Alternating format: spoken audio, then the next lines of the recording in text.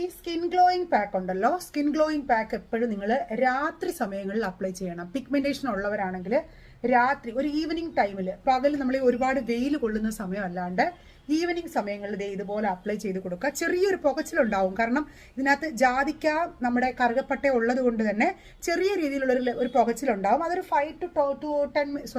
2 to 3 മിനിറ്റ്സേ ഉണ്ടാവുള്ളൂ. അത് കഴിയുമ്പോൾ അത് ശരിയായിക്കോളും കേട്ടോ. ഇത് നിങ്ങൾക്ക് തൈരിൽ മിക്സ് ചെയ്ത് അപ്ലൈ ചെയ്യാം. ഇല്ലെന്നുണ്ടെങ്കിൽ നല്ല മാതളം ജ്യൂസ് ഉണ്ടല്ലോ, മാതളത്തിന്റെ ജ്യൂസ് എടുത്തിട്ട് അതിലേക്ക് മിക്സ് ചെയ്ത് അപ്ലൈ ചെയ്യുക.